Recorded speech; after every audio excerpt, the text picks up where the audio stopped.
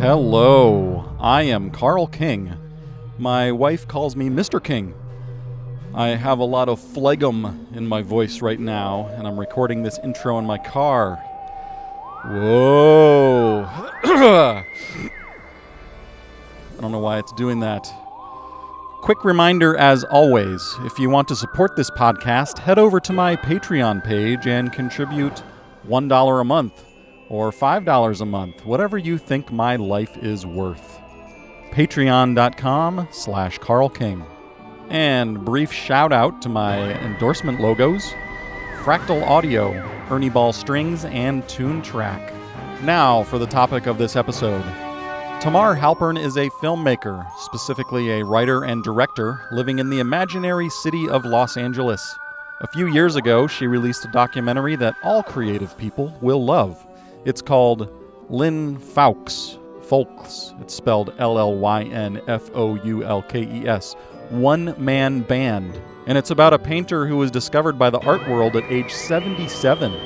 For my musician friends listening, this guy's got a homemade complex musical contraption called The Machine. It's a sort of drum set with pitched bicycle horns, which he plays while singing jazz songs. Go watch the film on Netflix, iTunes, or Amazon, or all three at the same time right away, because it's a dark and funny masterpiece, kind of like American Movie.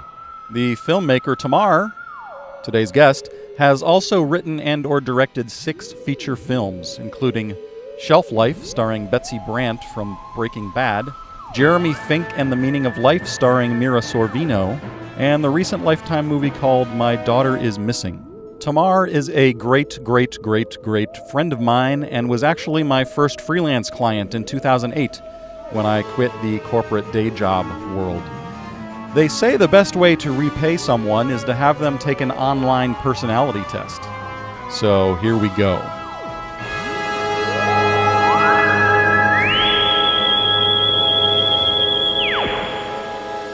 I'm here with Tamar Halpern. Here she is. I'm here. I just had her do a personality test, the Big 5 personality traits. Yeah, and we're looking at the results. This is a new thing I came up with this just for her because I wanted to start out this podcast interview sort of thing focused on personality and creativity and things like that. So what did you get on this test? I got, I'm highly open to experience, 100%, which I think my husband would say absolutely. I think that's true. I think you are an adventurer. Okay, great. Yeah. This one bothers me, though. It says I'm moderately conscientious. I got a 73% on conscientiousness. And that... But are you clear on what they mean by conscientiousness? I'm reading it. A person's ability to exercise self-discipline and control in order to pursue their goals. High scorers are organized and determined and are able to forego immediate gratification for the sake of long-term achievement. Low scorers are impulsive and easily sidetracked. Okay, I guess I can see why I got 73% because I'm both, but kind more. I think that's where I ended up on it, and I was a little bit disappointed by my result. The low score? I actually got like 50% or something, and I was like, slacker. That doesn't feel like me every day, but... Yeah, so it talks about, shall I do what feels good now or instead do what is less fun but will pay off in the future? But the thing is that the work that I do is fun. I mean, it's work, but it's fun, so I don't see me putting it off. I don't know. I guess I was honest about how much I watch Judge Judy when I'm writing. I take breaks. Yeah, so it says it indicates I'm fairly average in my tendency to respond to impulses. You probably have some long-term goals and are fairly successful in pursuing them. I would definitely sum up my career as fairly successful, but can be sidetracked sometimes when a particularly attractive diversion presents itself. Weirdly, okay, so that was a 73%, and that put me in the moderate range for conscientiousness. Mm-hmm. But on the highly extroverted, I got a 75%, which is 3% more, and they say it's high. Yeah. So clearly there's a cutoff at 74% between moderate and high. So I'm on the high end of moderate and the low end of high on extroversion. Even though I see you as a very talkative person and very engaging, I wouldn't have thought of you as extroverted. I don't know why. But whatever. Well, but I think that's worth discussion because as a writer, I have to put that away. Yeah. And I have to go very, very deep into my head to explore these other worlds and characters. Mm-hmm. And I often have transitional problems when I've been writing for a few hours and I need to be plunked into a highly social situation. I'm pretty much unable to interact. Yeah. So I'd say I have a duality or a bipolarism in terms of the introvert extrovert. Yeah. And I am on the low end of high extroversion. Low end of high extroversion. It's like I'm on the cusp. Yeah. With my moon is an introvert. And then what was the last, I think that's 4 of them. What was the final trait? There's 2 of them. I'm low in agreeableness at 48%, by the way, which means half the time I am agreeable. A person's tendency to put others' needs ahead of their own and to cooperate rather than compete with others.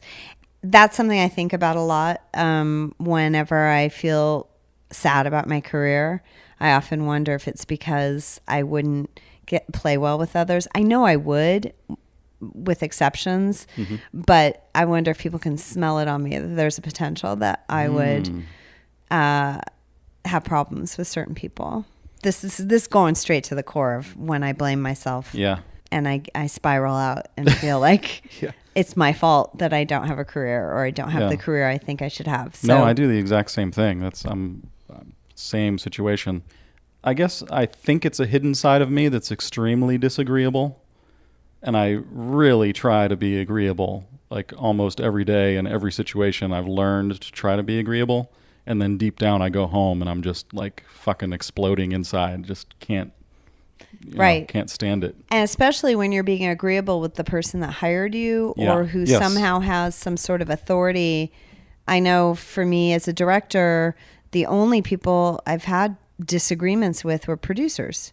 It wasn't actors. It wasn't writers. It wasn't crew. Just the people that are kind of have the power to force me to do things that I don't agree with, and I have to agree, or fight for it and lose, or fight for it and get fired. Another thing is maybe you're this way as well. Is I cannot stand being managed, and how do you react to that? If someone like I was saying, one of our clients has sent me in the past when I'd work with him, he'd send me an ETA on the way home. I'd get like... Meaning he'd ask you just by saying ETA? Like on the way there, he would say ETA, and I would just be like, fuck you. I'd just say that in my car, of course, never say that to him. And then on the way home, it would just be like ETA, when the project is going to be done, when I'd be done editing it. And I'm just like, I can't... That is like, if someone wants to know how to drive me crazy secretly and make me explode, like, to get to my weak spot, is that little ETA thing or checking in to see. I think that's a communication style problem too, because you and I have worked together on things through the years, and there's certainly been times where I've checked in to see where we were, but the way I phrase it, I don't think has elicited a fuck you from you. Right. Yeah. It's, hey Carl, how's it going? Exactly. Just checking in. Where were we on this? Because it depends on if it's a power thing of like, I'm above you, I'm ETAing you, Yeah, I don't even have to use words. You. I can just use 3 letters. Yeah. Yeah. Yeah. I'm just so busy that I can't even form a sentence and be nice. I have to just send you in 3 letters. Yes, I've had the same thing with people with emails where, I'll write, dear so-and-so, and, asking about this, what do you think? Thank you, Tamar. And I'll get a one-liner back saying... Without any punctuation. Nothing. Like they don't even add a period. Yeah. It's like they type this... We don't want... We want it to go this way. No period. Enter. Send. Yeah, and I feel like, wow. I feel like you're saying it like a jerk. Yep. But the message itself, the info itself might be bothering me because it didn't go my way. But I think I would handle it a lot better if it was said in a humane way. Mm-hmm. So that's a communication. I mean, I can be managed by people. I have producers I've worked with I love. That I still work with. I'm on my 4th project with a producer right now. I just love them. And I've had great experiences and I've had some difficult ones and then in between as well. But so I don't think it's like, I don't have a problem being managed. I just want it to be done competently and with respect. Yeah. And when I worked for you, like doing website stuff, you were never commanding, and you didn't treat me poorly. You were respectful. And then I saw another side of you when I did some camera work for you, which was a different role. You actually were commanding, but it was a respectful commanding. And I felt immediately like, oh, I need to do what Tamar says because she knows what she's doing. Wow. Like she's clearly the boss here and she's making good decisions and I need to follow what she's doing because I respect her. So it was like a different vibe, but it was like, oh, okay. But it was a leader I could get behind. Oh, that's great. Yeah, and a lot of times I just cannot get behind people because I'm like, no, I don't get your thing. You don't know what you're doing, so you can't boss me around. It doesn't work. Right. Absolutely. It's a respect thing. Yeah. I don't think I've worked with crew members. I mean, I've had to win over some pretty tough ones who had never had female directors before. And it's always a love fest by the end because of the way I communicate. I have deep respect for what they're doing, what you're doing. You know, you brought all this equipment, you know how to work it all. So we're on the same page. And it makes me sad that there are people out there who don't work in that way, that they don't, I've seen directors and producers talk to actors in ways that's really demeaning. And I think if they took one acting class, they would have a better understanding of what they're asking them to do. Yeah. And what kind of sacrifice that is. Or vulnerable fearfulness that can invoke. Mm-hmm. And I think I know from at least my experience in directing actors or anything like that, I don't have major experience with that, but there's this whole thing of when you start criticizing actors and you start shutting them down and telling the whole vibe is dead. And it's working that way with musicians too. You need to give them the freedom to be creative there and do what you think. Like, let's see what you would do. And maybe I do that too much. Sometimes I give the musician a little too much freedom and then they feel lost and don't know what to do. Mm-hmm. But a lot of times when I start out hiring someone, I'm just like, do what you naturally would do there. Let's see what you would do. Yeah. And then if it's totally not working, then I'll have to be like, all right, well, here are the constraints then, and then be creative within that. Yes, definitely. I mean, there's a reason that you're hiring certain people or bringing them onto projects because you have respect for them or for what it is they can bring. But sometimes you get stuck with people. You don't get to choose who you work with.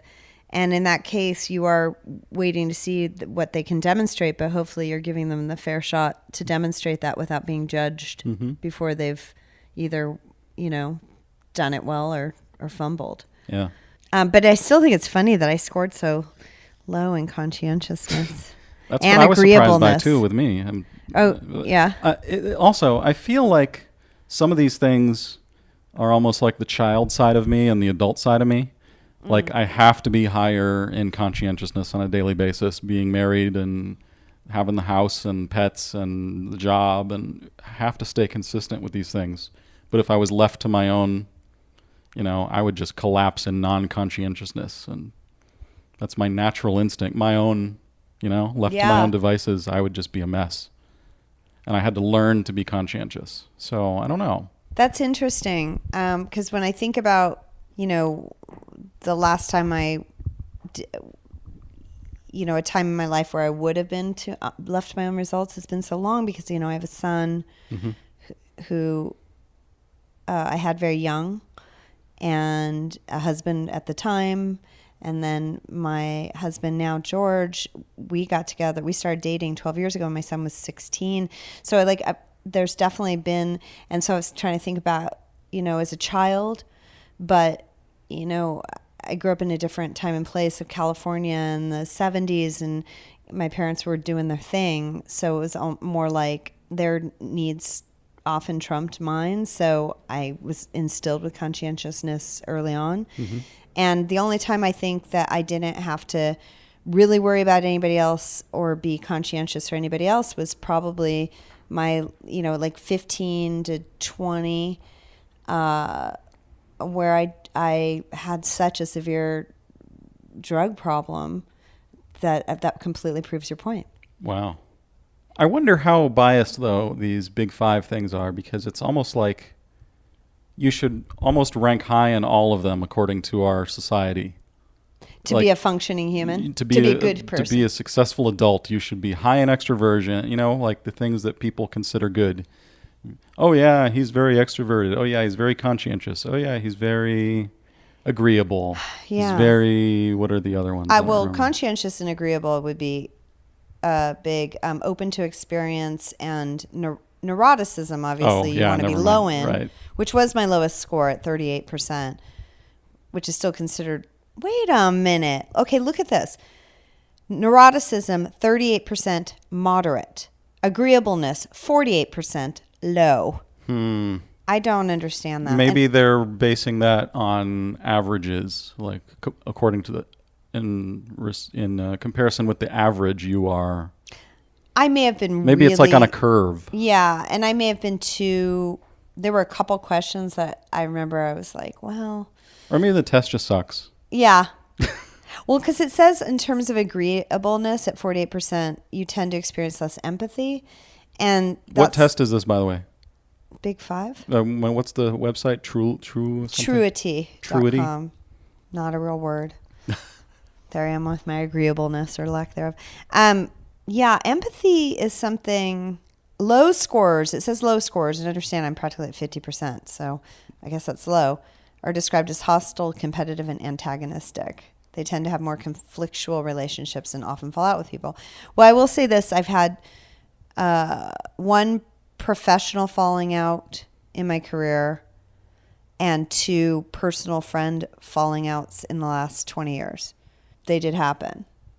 And those were friends I was very, very close to. Yeah. But I also made I'm sorry.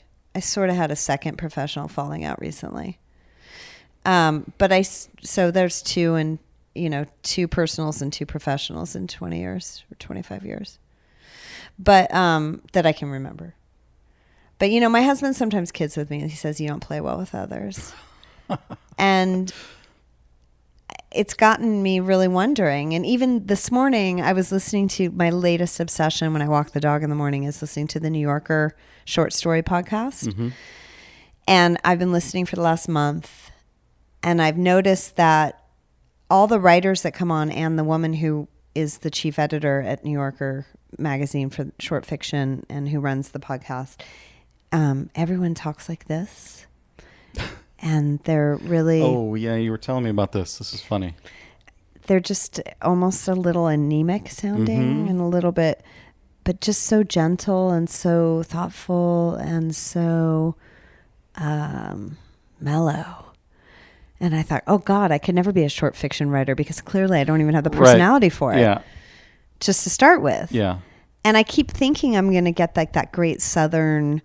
maybe masculine, drunken, full of colorful turns of phrase and, that kind of author on the New Yorker podcast. And today I was listening to Miranda July and talk about, I'm forgetting her name. I sent you the story, the Australian. I don't remember the name either. It's a new name. Angel at My Table, the Jane Campion film is about her. Anyway, she's an amazing writer, but at one point the New Yorker editor asked Miranda July, did you pick this story because you saw yourself in it? You related because you tend to write in this style? And I remember thinking, oh, how's Miranda July going to answer that? Because Miranda July is her own writer. She's got her own style. And Miranda July just focused on the writer that she was talking about. She just talked about that writer's, she just very elegantly continue talking about that writer, which was part of the question. And I thought, if I were in her shoes, my first instinct would be like, I don't know if do I write that way? Do I not? That's interesting that you say that. I would go for the bait of talking about self. Yeah. And Miranda July just had no interest. She really wanted to talk about this author. And I thought that's what got me started on this thinking today. I was like, am I a narcissist? Maybe I am a narcissist. That's funny. Because my father's a narcissist, so I did grow up around one. So I'm very aware. I. Let's kind of how many times I say I. Oh man, I started writing something the other day, and I realized that every sentence started with I, and I was like, okay, let's get back in. All right, let's Can't do this. Right. Or can you? Yeah. I wanted to ask you, we had a long talk the other day about being a creative person. And there is a psychologist named Jordan Peterson. Have you ever heard of this person? No.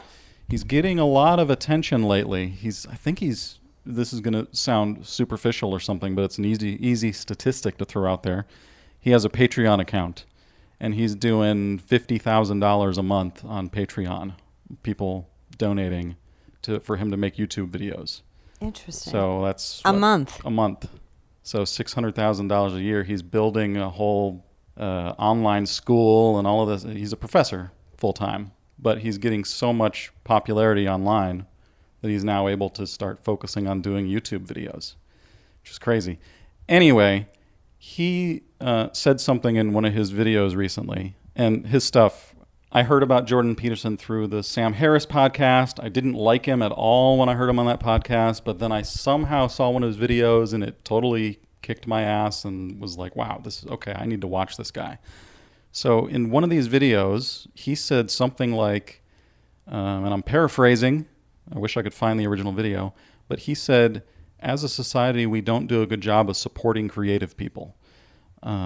Or we don't have a place to accommodate that personality type to a large enough degree. Like we have far more creative people than we can put to work being creative. Do you have any thoughts on that, Tamar, being a creative person? Because that was a huge subject we talked about last time we hung out. Well, the bigger question of whether society has a place for us. And do you feel comfortable calling yourself a creative person? Yeah, I do. It took me a long time to be able to say I'm a writer, and then an even longer time, and I'm talking like a decade of writing before I said I would actually introduce myself as a writer, and then another decade before I said director. And now I just own it. I say I write and direct. Because I feel like after 6 features, I've earned that. Mm-hmm. But I don't know why, and people would sometimes say, is it because you're a woman you feel uncomfortable, or what is it? And I'd always say the same thing. Well, I'm not making enough money or any money in most instances doing it. So is it real? Yeah. And a lot of conversations about that, which I guess tie into that bigger question about society, because when we talk about society, we're talking about sustainable professions. Mm-hmm. And sustainable means there's a paycheck. Yeah. I think there's room. I don't think there's room for everybody, that's for sure. I think it's highly competitive in music and in film and television and fiction and nonfiction. I think I'd like to think there are a lot of people who are talented who aren't being given the opportunity. But I also think there are a lot of people who aren't talented enough that think that they should be given the opportunity. I think Los Angeles is a great example of that. I mean, there are tons and tons of people here to be actors or musicians or writers or directors or cinematographers, but may not actually have as much talent as they think they do. And then there are people like me who feel like we do have the talent, but it's just really few and far between opportunities to show that talent for many. Lots of opportunities to do it for free. Yes. Which is not sustainable. Right. Which is one of the reasons I love writing, because it doesn't at least cost any money to do. Whereas making films, inevitably, at some point, you're going to have to pay somebody for some technical part of it, or get some equipment or software, or things like that. It's also one of the disillusioning things that I still have a hard time getting over, that coming out to LA and realizing how many people are not sustaining themselves with what they do, even though you would think they are. A lot of musicians that I know that I had been seeing on magazine covers and listening to their albums, and then you get out here and it's like, oh, they sleep on the floor of a, they don't have anything. Right, or day jobs. They have day jobs. I mean, or even not even day jobs. Oh, yeah. Like they're barely making it at all. Right. And they're at the top of their game, and they're the best in the world, and they're like sleeping on the floor somewhere. That's depressing. Yeah. That's really depressing. And a lot of times they don't want the world knowing that either, because then the whole thing falls apart for them in a way. Yeah. So I don't know. It's tough, but it's something that really bugs me. The whole situation with it is just like, seems unjust. I don't know. Yeah. I mean, when you talk about society, I keep going back to that question about, and we know clearly, thanks to Bernie Sanders, we're clearer on this understanding of 1%, 99%. And I think that number could be applied to, creatives who actually are paid well for their creativity versus creatives who are not. Yeah, and Jordan Peterson has said you're either paid a lot and you're massively successful, or you're paid nothing and you're just, So it's kind of true the way that it's distributed. We're in an industry where you can make a killing or you can starve. Yeah. It's hard to even find a middle ground. There's no middle class even in this profession, maybe. Wow, yeah, that's a good point. How do you deal with that? Are you from LA? I don't remember. You're not quite. I moved here when I was 14 from the Bay Area. Okay. I moved to the Valley. So sometimes I still have Valley twang speak because I was 14, 15, 16, 17. Did you just come here on your own? Yeah, I just moved down here and got an apartment. Seriously? No. No, my mom moved me down here. Okay. Because she was getting her master's degree. I see. And I was pissed about it. Oh. And because I didn't want to leave my friends, the summer between 7th and 8th grade is a pretty pivotal time. And back then, Northern California and Southern California just couldn't be more different. So it was a huge cultural adjustment for me. A couple of years after I moved here, the Valley Girl song came out. Oh. And I lived down the street from the Galleria Mall. And, and I have journal entries from that time talking about how, I had to learn how to do my hair and to feather it and to, ironically, I still kind of rock the same basic haircut as I did then, I guess, or hairstyle. I don't know. And now it's just sort of like the hippie version. I've gone back to my Northern California roots, but, jeans that had embroidered, a name, Sassoon or Jordache or whatever, and Vans and, that whole surf culture, even though we were in the Valley, and if we went out to the beach, there was graffiti that said Vals go home and die, Vals die, and things like that. And just, so I've been here since I guess since 8th grade. I started 8th grade down here. I guess what I'm asking is, does the LA culture seem, and that's that's difficult to generalize that because we each live in different little pockets of LA culture or whatever. It's not one thing exactly, but do you feel like you fit here, and does it feel alien to you still? Like, are you trying to get it? Well, because I, grew up in the Valley and then chose to live all over the East Side the last 25 years. So downtown to Altadena and that whole meridian between, early Silver Laker. I thought Silver Lake was super cool. Now I think it's too cool for me. I don't know anybody there. I mean, LA's changed so much the last 4 or 5 years with so many people coming here from New York and San Francisco and everywhere else. Before it was like kind of everywhere else. It was sort of Florida, Wisconsin, Ohio. But then I don't know. I'm constantly shifting in terms of my concept of Los Angeles. It was a foreign land when I was 14 that I worked very hard to fit into a certain subset of the Valley. And then I was very happy as an East Sider and a downtowner, which were two different things. Silver Lake versus downtown LA in the 90s were very different places. And when I did the whole .com money thing and I could come back to Silver Lake and buy a house, I felt like I really belonged to like the beginning of the newer. I was probably the first asshole with a Range Rover. Now they're everywhere. And, and then just living all over Highland Park and Glassell Park, Mount Washington, Lincoln Heights, and seeing those places gentrify as I move around, because we've been building a house for a long time in Echo Park, which has also changed radically since we first bought the property years ago. Yeah. I feel like Los Angeles is such a state of flux, but I did start to realize, I don't know, about 5-6 years ago, that it was actually a cool place to live and not a dumb place to live.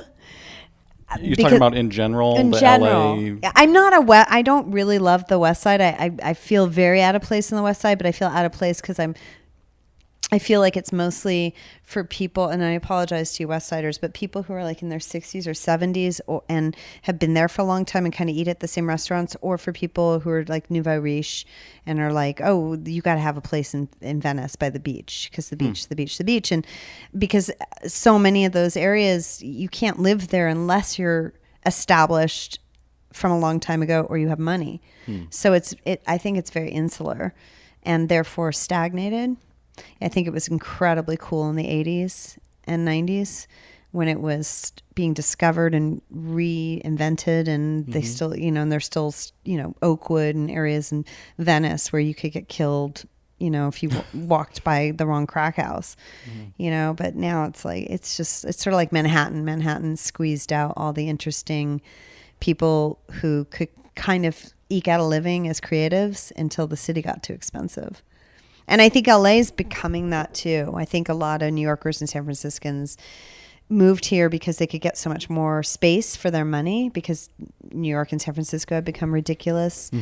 And now LA is becoming ridiculous. And I think it's harder for people because it's harder to sort of find a middle class existence as a creative.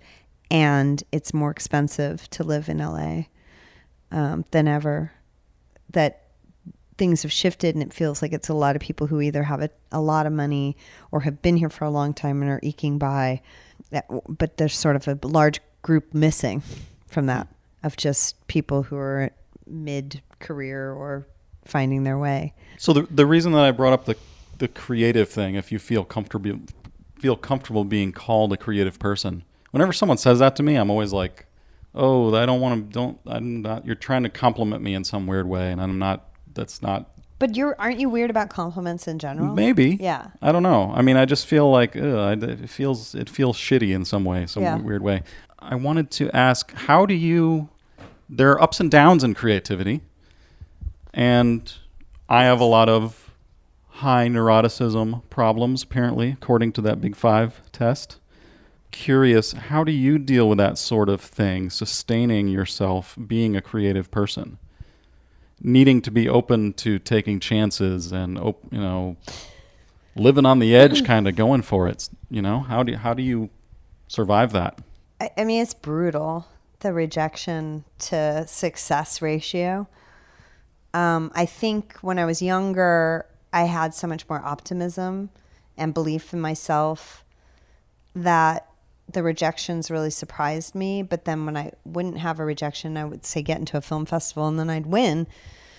I'd sort of be like, okay, well, what about those other 17 rejections? I just didn't feel them as much. So those those wins in between 20, 30, 40, 50 rejections and then one acceptance, I started to realize about 15 years ago how valuable they were. And the rejections or no, I hated the rejections. Yeah. The times where something would work. Yeah. And so I really would be sure to thank the entities, the powers that be, whoever they were or whatever the institution was. If I did get something to say, you have no idea, like this one thing will propel me for the next 2 years through through not having any acknowledgement of my work. Yeah. And it was true. I mean, and I had to kind of go through that process long enough to realize how important those little single stars in the sky were. Like Hedgebrook is a writing retreat for women, and it's funded, and they take 6 writers at a time, and Gloria Steinem has worked on her books up there, and amazing writers have come through, and a lot of them mostly unknown writers. And in 1997 or 8, I applied and was waitlisted. And this is before a lot of people knew about it. I was waitlisted even. And then I got in when they had a space, and it was the first time somebody said, "You're a writer." Yeah. Even though I had been through film school at that point, graduate school, and I had won fellowships and scholarships for some of my script writing. When I got out of school, I realized, oh, that's not the real world. That's school. That's a bubble. Now I'm in the real world. What happens? And so Hedgebrook, I'm forever indebted to Hedgebrook because I always have that in my heart. Like Hedgebrook believed in me as a writer. So therefore I can. And that fueled me through years. And still does. I've been invited back. I've had residency. I had another residency 15 years later. It was amazing. And I do a lot of fundraising and gatherings, for other Hedgebrook alumni and people who are interested in Hedgebrook. And I just promote it because I'm so thankful that they gave me that. I mean, at the time in 1995, when I got my letter, I was like waitlisted. What the fuck? But also they didn't have screenwriters back then. They had very few. We were rare. It was novelists, essayists, poets, like really heavy duty writers that fill up the whole page, not have mostly white on the page like we screenwriters. But so I wasn't sure if maybe that was part of it or that I was so young and they wanted more diversity in age and race and things like that. So when they do happen, I'm really thankful. I try to have a lot of gratitude, or I do have a lot of gratitude, because trying to have gratitude and actually having it are two different things. One's a cerebral act and the other is a full soul investment. But I've had some really dark times. Yeah.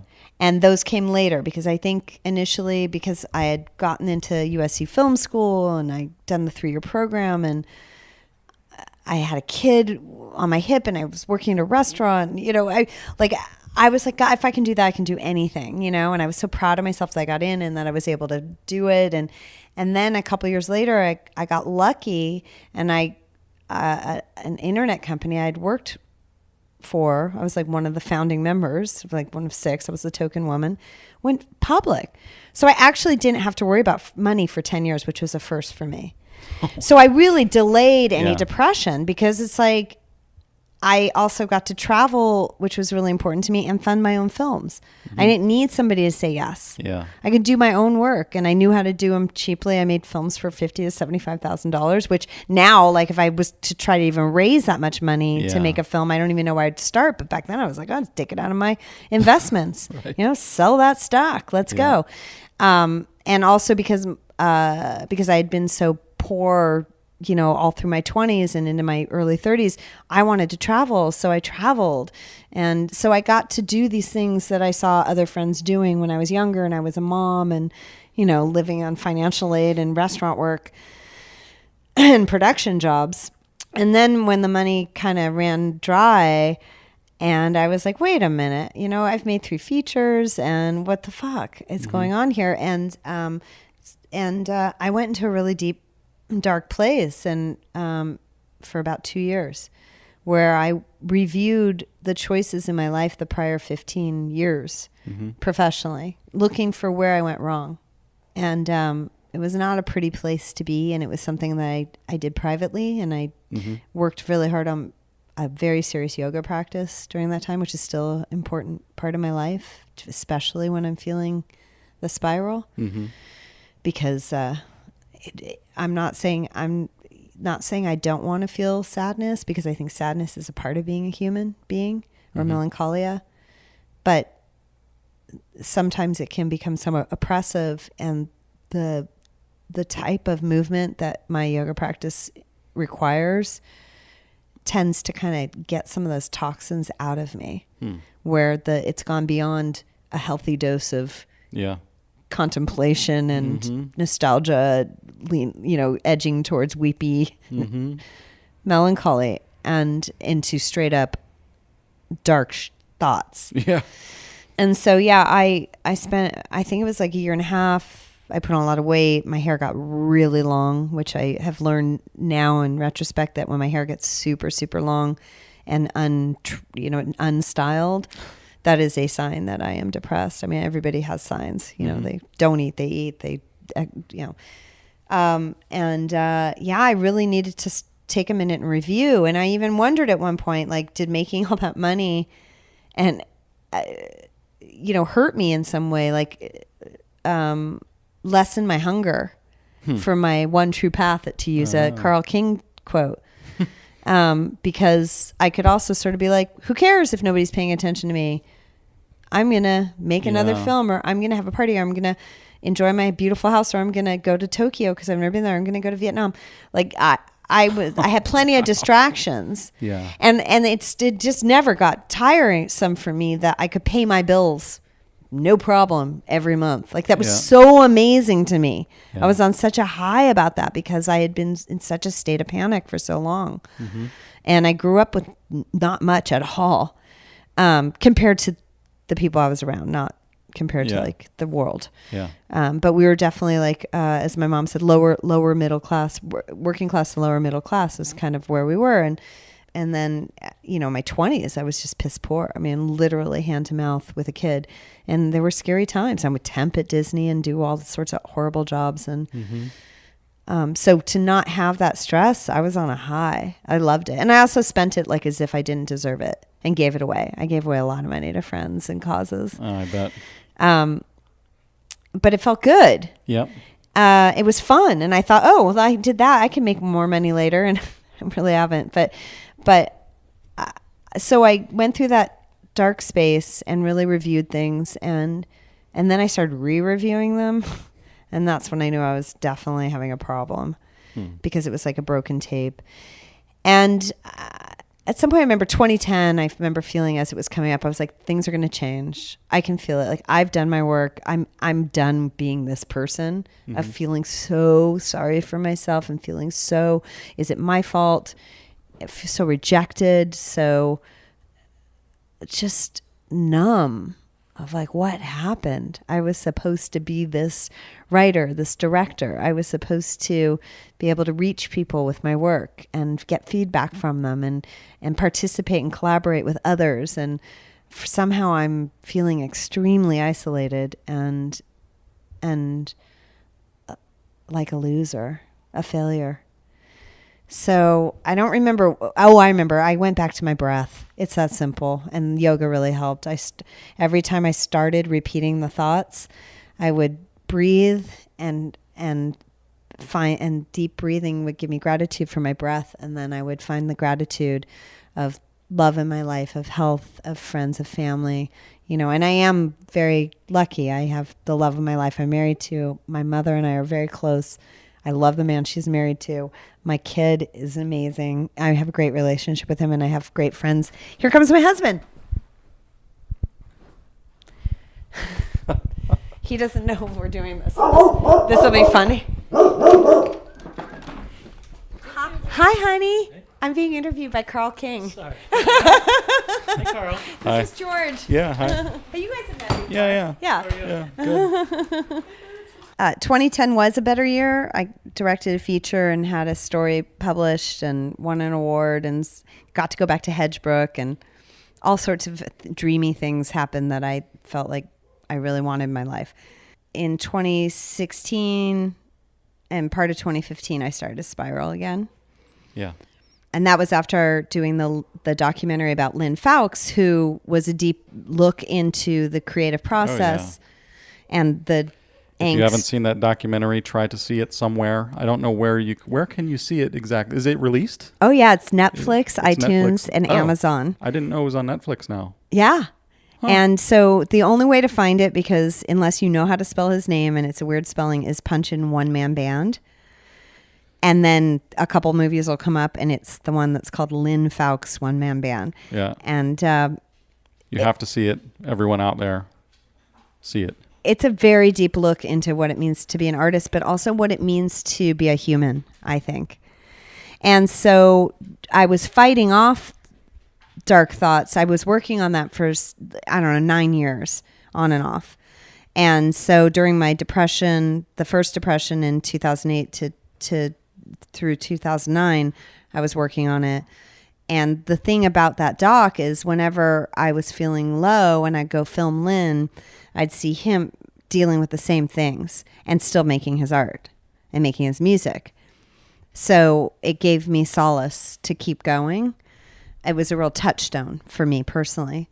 I finished the film and then it was released and I didn't have any other projects in the outside world. I only had more generated by me personally. And at some point I started to feel myself slipping down. That film was a home run, by the way. Real quick, sorry to interrupt, but I feel like documentaries are very difficult to find the subject and find a willing subject that is that interesting and then let you do your thing and then actually having it happen. So you struck gold with that whole project, and it came out really good. Thank you. And even with the third act, with his rediscovery by the international art world, not spoiler alert, but you can still watch it and feel the same things. That was lucky too, because otherwise we'd probably still be filming, because we just didn't know where to end. Yeah. But the biggest surprise, I thought the film would mostly be for creatives, and the biggest surprise were people who came to screenings and came up to talk to me afterwards, who would define themselves as, quote, I don't have a creative bone in my body. Oh. And then they'd say, everything he said in that film is what I think, and I feel so happy to not be alone. Wow. That's a weird gap to... Accountants and Yeah. lawyers, and I was shocked because I didn't think that they would go on the journey with him, because they wouldn't understand, why would you do that? Why would you take this lifelong journey of creating work, creating art? So that was really wonderful for me, to find out that the film is really about being human. When I started to slip in 2015, 2016, I didn't feel any better on the inside, but this time I didn't want to review my life again, because I had done that, and I recognized that if I did, that would qualify as an illness. And I really felt like my depression was mostly environmental, but I'm sure obviously some of it was chemical too. But I ended up channeling the way I felt into a book project, which I haven't touched for a year, because some things changed in my life, and I got another film, which was great. But during the year and a half while I was nursing these wounds and really feeling on the inside just so awkward and sweaty and desperate and pathetic and unaccomplished, and that I was transparent, that people could smell it on me. I created this character in this book and put her on this journey, and really had a great time writing her. I mean, my worst self, I just channeled it into this person. And a friend of mine read it, who also struggles with the exact same thing. She's writer, director, cannot seem to get purchase, also has a master's degree, put herself through financial aid, the whole thing in film. She read my pages, and she said it was the best writing she'd ever read on the human condition of feeling like a loser. Feeling like a loser. But yet still trying. Why am I laughing at that? But it's true. It's true. I mean, I get that exactly. Yeah. So it was very cathartic for me. I mean, it didn't help me feel better when I wasn't writing, but it was nice to channel it into somebody else, to put it on somebody else, and to be brutally honest while she's chasing some dream, some pie in the sky dream, like getting a film going. In this case, actually finding out the rights to a diary that she finds from this teenager in the 80s, and so she can get it set up as a film, because she has a friend who's become a huge movie star, and she figures if she can just get there in. And so she goes on this journey to try to get the rights to find out who wrote this journal she found in a storage space. So I've been thinking a lot about the book recently, which tells me that I might be starting to spiral again, but I'm not feeling the bad feelings really. I've had a breakthrough recently. And some of it was because I got another project and was feeling good, even though it was exhausting and difficult and paid shit and, for lifetime, and just, still had,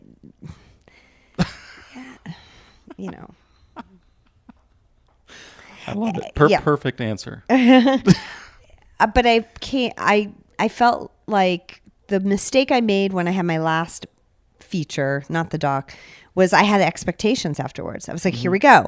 I just directed Mira Sorvino and Joe Pantoliano, and I shot in Manhattan, and, it was a decent budget. And, I'm going to get noticed now. And I adapted this great book, this great kids book, and nothing happened.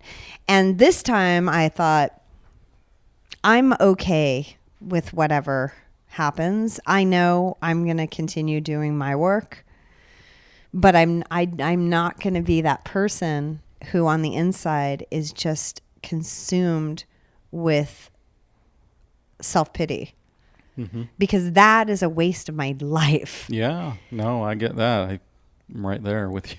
And one of the things we talked about was when you're in it, you don't realize you're depressed. Yes.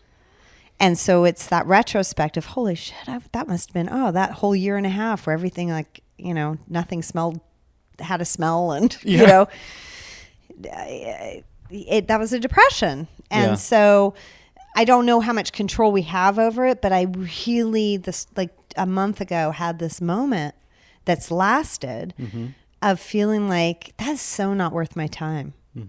I can't do that. Like if I have control over it, I can't do that. I can't willingly participate in it. And that's been so freeing. I felt much better and excited about the projects that I'm working on right now and where I'm going, even if I have zero love from the outside world.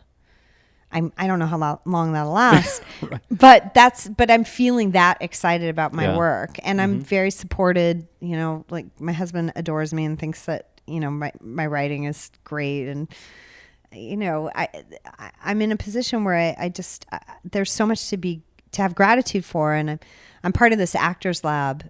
I'm the one writer director in the group, and I come in and workshop things, and we meet twice a month. And it's these very dedicated, extremely talented actors who are really in it to win it. And for some of them, sometimes this is the only acting they get to do. Once a month they come in and present a scene or a monologue. But it's so important. But it sometimes is run by this actor named Raphael Sabarge, and he was in town visiting, and he ran one, and he was talking about gratitude. And he said, it's not enough to just think about gratitude. You must do the work to go deeper and actually experience it. You can't just remind yourself and tick off, I have gratitude for this and that and that. Just remember that. He said, and it's so true. And I went through that in the 2008, 2009, but yet, and tried to bring it back when I got depressed this last time, but just wasn't conscious enough that that's what I was going through to use those tools. So I'm hoping now I'm prepared if it happens again, that I can dip down deep into that gratitude. I feel like, I have a lot of thoughts on what you said. One of them is, and I hope this isn't, derogatory towards Lynn, but I remember when I first watched that film, I think I texted you and I said, are all artists mentally ill? Like, I think that was my actual text to you. Because I saw it in myself. There's mental illness in my family, obviously, like my parents' problems, all that. I guess my thought is I spent the past 7 years or something trying to disprove that and remove the illness from everything, and just be able to be responsible and be an adult. And then I go back to having this thought of why does it seem like for me creativity has to involve dipping into that illness or something? The two almost go together. Why do we fall back into that spiral and the weird depression, I don't know. And I see some musicians out there, maybe they hide it. Maybe they're not, maybe they are just as neurotic and unstable. But what do you think? Do you think have you met some people that you think are truly creative that aren't a little bit ill? Can you disprove it? I can't think of one. I can think of two artists that my husband works with who seem really like they have it together. By the way, when I said artists, I meant creative people. And when I said the thing in regards to seeing the Lynn film, are all artists mentally ill? I don't think or so. Is creativity mental illness? No, but I think that they're close lovers. And I think that I've known, certainly we all know in history, lots of there are lots of examples of that. But I also think there are people, I mean, the good, bad example, but like, I'm sure Kenny G doesn't have any problems, you know? You know what I mean? I mean, I think there are people who create things that the audiences enjoy, gain pleasure from, because it depends how you define an artist. Right. You know, who've had success on some level, whose, you know, biggest neuroses is, you know, which way the toilet paper roll is on the, you know, or whatever, you know, it just, I mean, I think Lynn's an extreme example. I think you're an extreme example. Van Gogh, you know, I mean, yeah, I mean, you're in good company, Carl. You're is that the guy with the cut off his ears? Yeah, or something? yeah. I have ears. It's okay. Yeah, you checked. They're still there. Do you know? I mean, I think that if you took even people who don't claim to be creative, you could find weird, lurking things in their life. But certainly for something like bipolar or manic depression, there's extremely high creative output associated with those disorders. So which came first? I mean, it's just I have my very good friend Sandy Diamond. She was a poet, playwright, and painter. She went off to Columbia in the 60s to go to art school at university, Columbia University. And within a year, her parents had her in an insane asylum, and she received electric shock therapy. I mean, but I knew her in her 60s, 70s, and into her 80s, and she was on a low dose of lithium, and she still had a great output of work. I mean, incredible output. And she was one of my muses. I just took such inspiration from her. And she, you know, I mean, she wrote a lot about her experiences being mad. And that was just part of who she was. She was also this exceptionally creative person. She painted, and then she got into calligraphy, which sounds not interesting, but this incredible, free, beautiful calligraphy. And she supported her kid, who she chose to be a single mom, by selling the calligraphy of doing like Nietzsche quotes and stuff. And gorgeous stuff. And then she got into playwriting, and when her arthritis got too bad, and she had a hunchback from a fall when she broke her back, when she had a manic spell and fell off a garage roof, and she ended up, you know, using her poetry and getting a blues band to back her up to do performances, and she called her band Quasimodo and the Bell Ringers, and you know, like, oh my gosh. And I really learned from her, like, you take that stuff, it's yours. Yeah. You use your madness. I mean, Lynn is not as clear on it. He's angry about things, but he puts it in his art. But is he aware that he has a problem? No, but there is a fourth act, I guess, to the documentary, and Lynn's okay with me talking about this, but Lynn, we're not sure whether it was just Lynn having a trajectory or something medical exacerbated it, but about 2 years after we finished the doc, he had a really bad kidney infection and was hospitalized, and he got super sick, and then they had to wait for the infection to clear up, and then they could operate. They had to remove some kidney stones that were too big to pass, and so they used anesthesia, and he came out of it and lost his mind and tried to kill himself. And we had to put him in a psych ward, which was really frightening because he was the only person there. There was one other person he could actually have a conversation with, one other patient. Like the others 8 or 10 or patients in there couldn't even do that. And they put him on meds, and he's out, and he is on meds, and he's still Lynn. But I will say this, he's far less angry. The charming part of Lynn is bigger, and it has not interrupted or decreased his art output. He just had his first big show after his rediscovery, and you know, for the first 4 years after his rediscovery, he couldn't really make art. He got so derailed by finally having that audience and getting his due, and being the belle of the ball, and going out to dinner, and you know, doing interviews and just being happy. He just didn't know what to do with it. And then the psychotic breakdown happened, which also all that happiness may have done it for him. Who knows? And so he just had his first show I think it had been 5 or 7 years since his big retrospective. And it was a beautiful show, and there was a lot of work in it, and it wasn't perfected in his view, like how he would normally work on the stuff. The stuff he was getting deeper and deeper, and which is the documentary is about, is like chasing that perfection and to do something no painter had ever done. It was very much Lynn Fawkes's work. There was no doubt when you looked around the room, but there was a forgiveness in it. And there was no torturous methodology to the work. And so the meds, it's interesting because it got me wondering almost the moment he went on those meds, if I had followed a madman for 7 years and made a movie about someone who is on the brink. Because when I saw the adjustment, and thank goodness it did not decrease his need to create art. All it did was soften the need to get it perfect. And to be angry.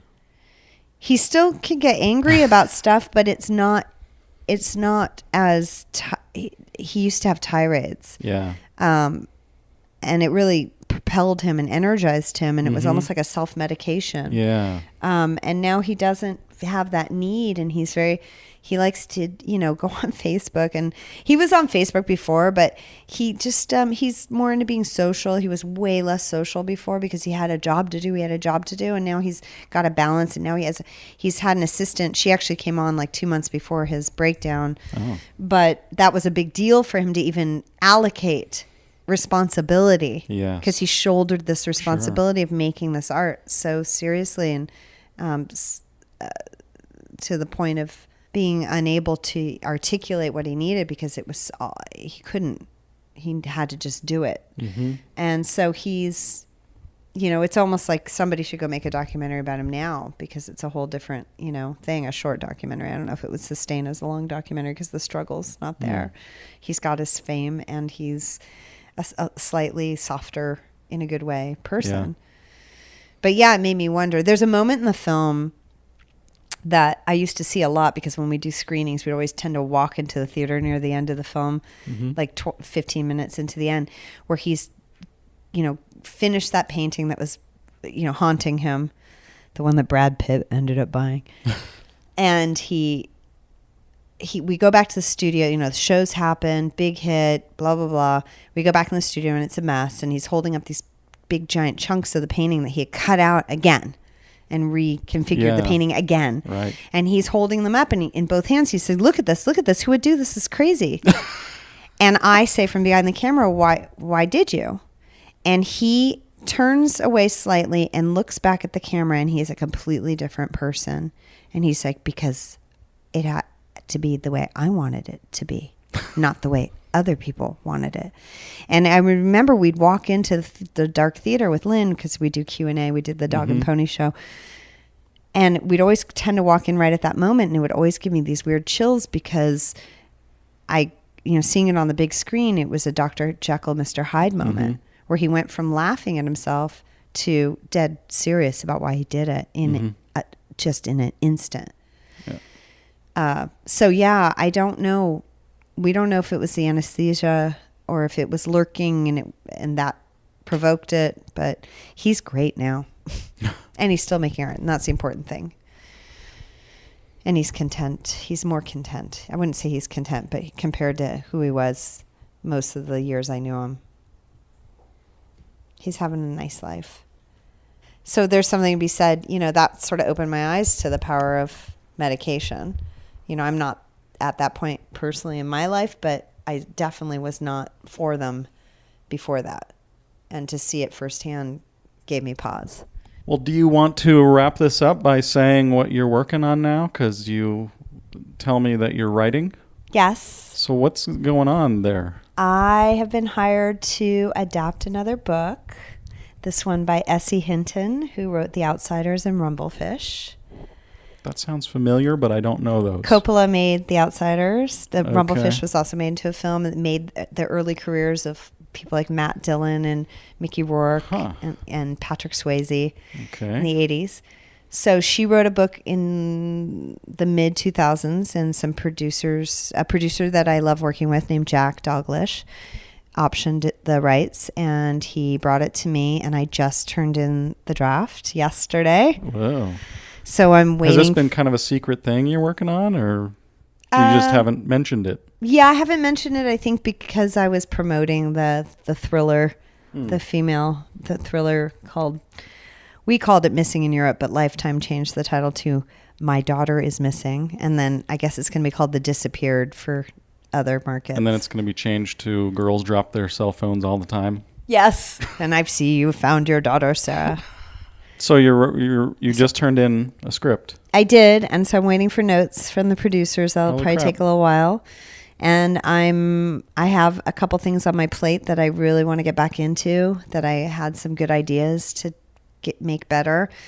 And I'd love to get back to that book and see where that where the worst version of me ends up going. The main character. Yes. And find a job. I need a job. What an ending. Well, thank you, Tamar. And I'm not sure if I should give my final sign off that I usually do, where I just rudely cut people off by just saying bye.